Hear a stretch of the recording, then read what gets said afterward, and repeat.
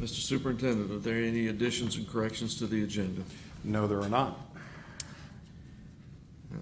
Is there any old business? No, not today. New business, the action agenda, the ratification of the 2012-13 contract with CFEA.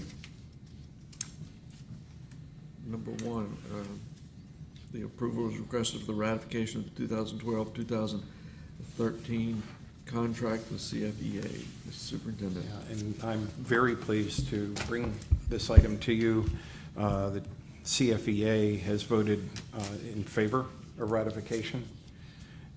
And the purpose of us meeting today is so that we can move forward and get this 1 day of pay into the teachers' bank accounts by February 13th, I believe, is that Wednesday. And so we needed to meet and do this as soon as possible. So I am requesting school board ratification of the 2012-2013 contract with the Charlotte, Florida Education Association. So moved.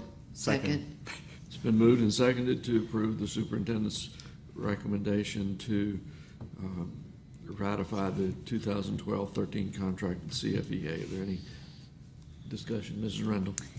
Yeah, I wish I could be holding a contract that had some kind of substantial pay increase for our hardworking, devoted employee, our teachers.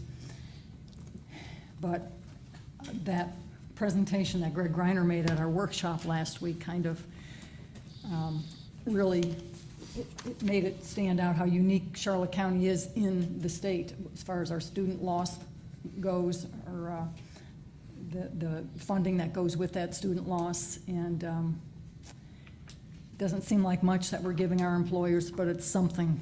It's something to give them. And even though I'm not happy about it, it's at least something we can do for them, given our situation.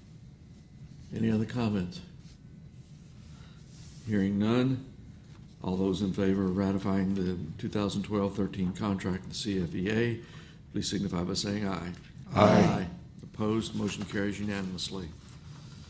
Item number 2, ratification of the 2012-13 Memorandum of Understanding regarding middle and high school planning periods. Mr. Superintendent. I'm pleased to also bring this item to you.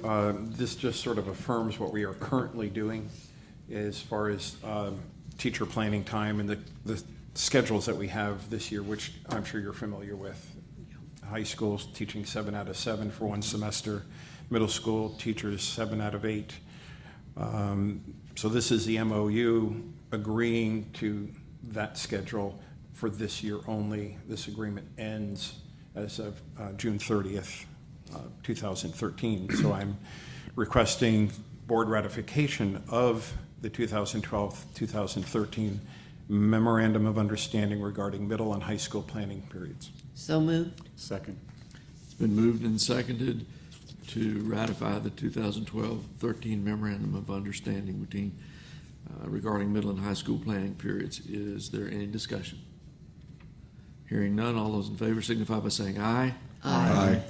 Opposed? Motion carries unanimously. Item number 3, the revised interim 2012-13 salary schedule. Mr. Superintendent. I'm also pleased to bring this to the board this afternoon. Let me give you a very brief explanation as to why we are doing this. Being that the teachers have settled and agreed to the 1 day pay, it's not a reinstatement of one paid holiday.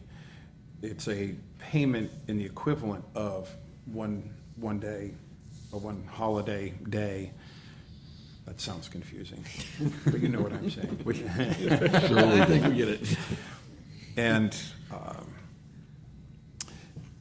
so we're also including our confidential employees and our administrative, I don't like that word, our leadership, but our leadership staff with that same 1 day payment. The CCSPA rejected their contract, and so that's why they're absent from this particular discussion. Bonnie is taking that contract back out for ratification. There were, I think, 90 employees out of the 900 and some employees that voted, and there is only a 4-vote difference. So they're going to re-vote. And so hopefully I will bring back to you an agreed upon contract with the sport folks. If not, we'll go to impasse and follow that particular road. So I'm pleased to bring to you, though, the interim 2012-13 salary schedule, which addresses our confidential and district leadership administrative personnel, and to bring this to you for approval today. So moved. Second. It's been moved and seconded to approve the revised interim 2012-13 salary schedules. Is there any discussion? Mr. Chairman, just to have it on the record so everyone understands, this is not unusual. When we have had cuts to teacher staff, the support staff, we've typically had the CNIs and the administrative staff falling in line with similar cuts. So it's only equitable that whenever something for once goes the other way, that it also goes the other way for these folks.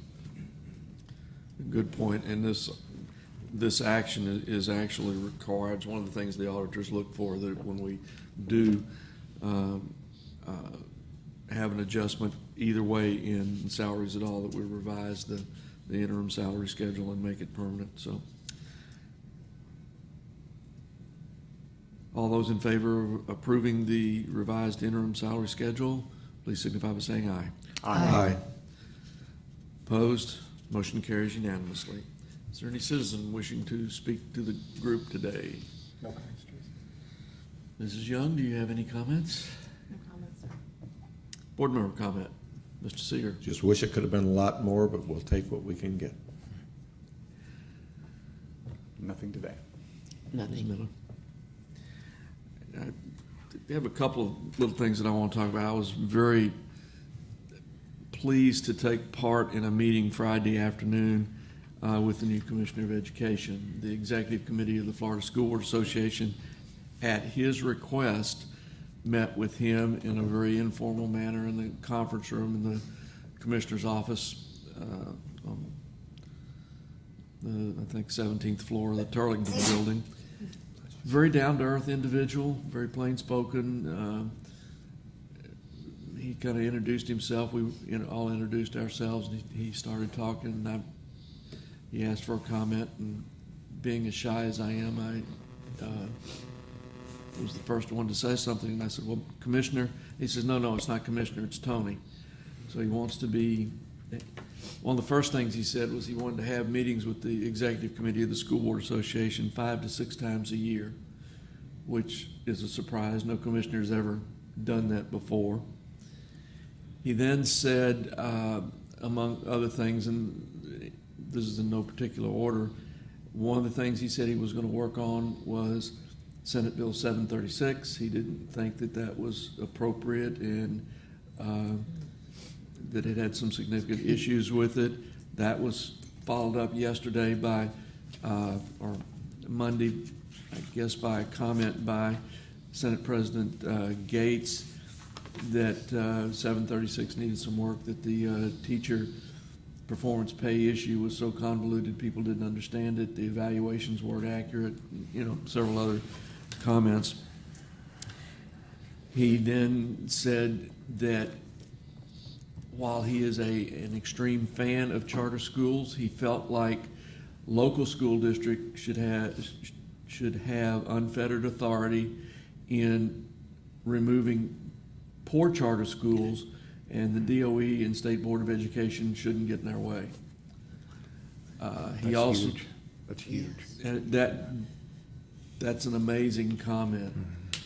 He also said that he believed in local control and flexibility for school districts to, he said, DOE ought to set out what the expectation is, and get out of your way and let you do it, and B, DOE should be a resource to school districts. And I said, well, Commissioner,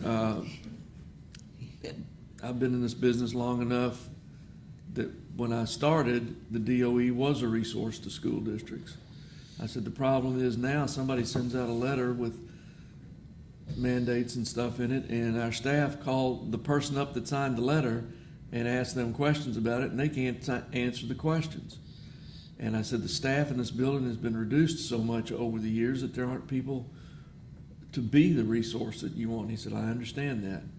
And I said, one of the other issues is somebody from DOE calling up at 1 o'clock on Tuesday afternoon asking for information that's legitimately going to take our staff 2 weeks to prepare, and they want it by noon on Friday. He said, well, if that happens, you call me, I'll fix it. So the attitude was much different than I expected based on his reputation. We had a little bit of a discussion going down the elevator after the meeting, and one of the things I told some of my compatriots was, again, I've been doing this for a while now, and I've been doing it long enough that I'm still a little bit skeptical and a little bit cynical when somebody tells me something. So I'm going to wait and see what he does. He did say, in some of the reports I've gotten from some other organizations he's met with, he said the exact same thing to them. And he did tell us that if he said anything today that he didn't, and we caught him doing the opposite, to let him know and he'd fix it. So, again, I was very surprised at the tone of the meeting. He was just in a shirt and jeans, and his third day on the job. Both his deputy chief of staff and chief of staff he brought with him from Indiana,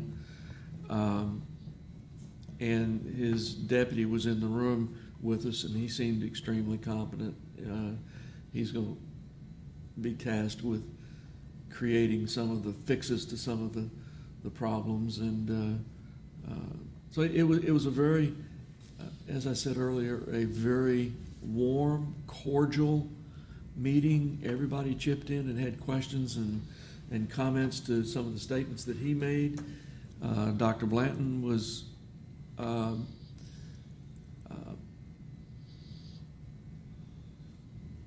pleased with the tone of the meeting and the way it went. The commissioner indicated as well that he felt there would be some additional monies placed in the budget for education, and I hope you all saw the governor's announcement. His budget is going to be out at 2 o'clock today. He said there would be significantly more money in the education budget than, in addition to the $500,000 for the teacher pay raises, about $500 million. There's going to be about $1.9 billion, I think is the number, extra. But interestingly enough, both the President of the Senate and Speaker of the House had a joint news conference yesterday afternoon, and they said essentially the governor's dreaming. That's his first shot. We don't think that that's an appropriate number, indicating that they're going less than that. So who knows? At least we'll have something to discuss.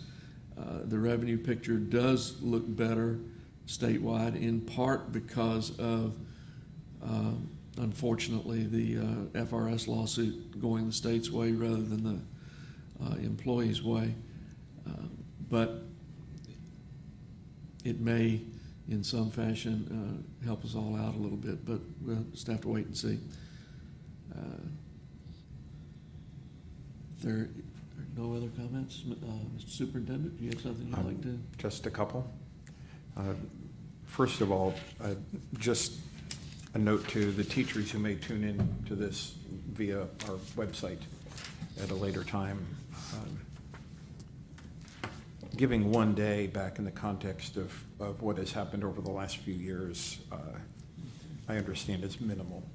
And there were some comments on the teacher union board, that we're chintzy and miserly, and that it's an insult to offer such a small amount, and et cetera, et cetera.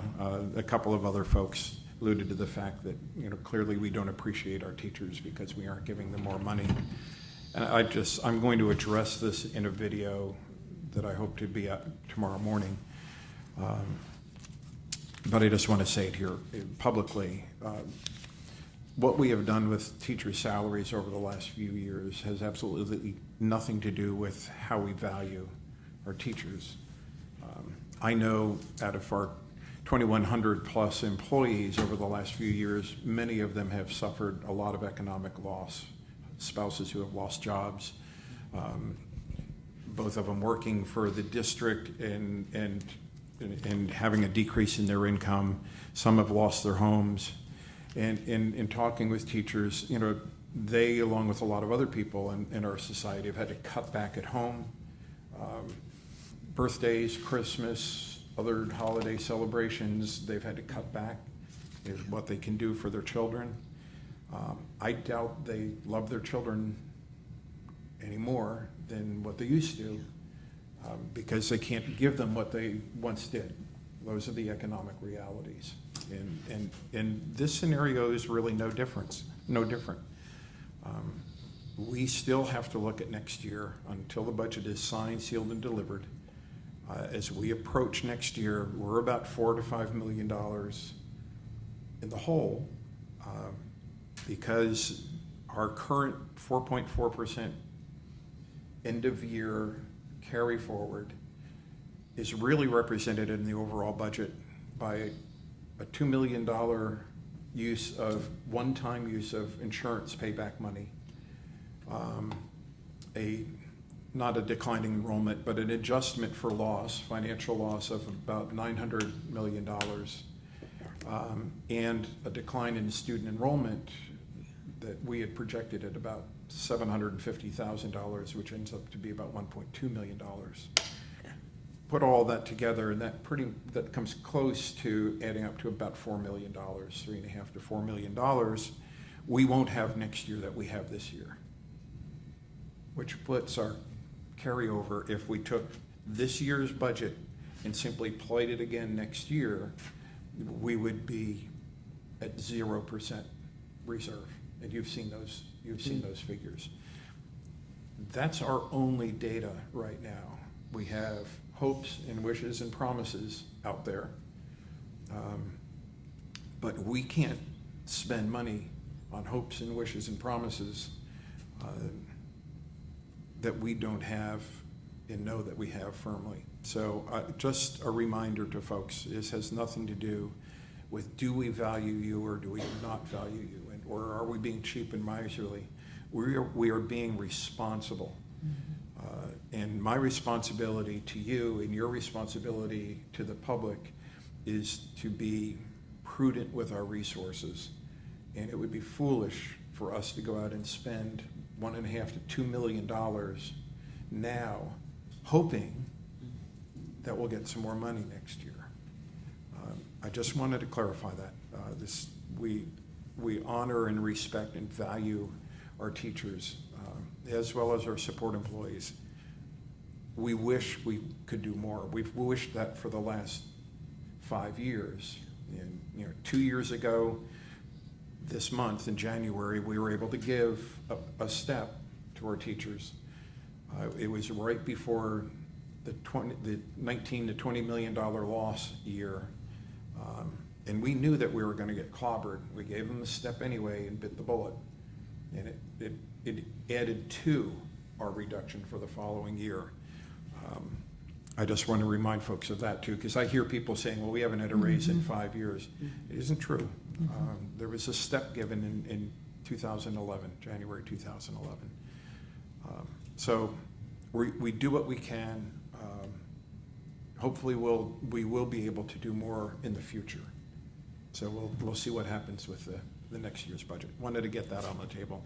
And then finally, just an invitation, if you haven't had a chance to go to the Leader in Me symposium. It's at the event center today. I was down there this morning. Sean Covey addressed the group. It was really pretty cool because he also announced that the 33rd Lighthouse School is now Sally Jones Elementary. So Sally is a Lighthouse school. It's our third, and we expect another one maybe this spring and 2 more next year. Our target is all 10 of our schools become Lighthouse schools.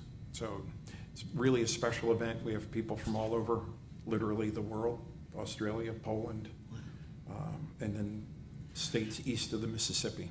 So if you get a chance, poke your head in. We'd love to have you there. Ellen?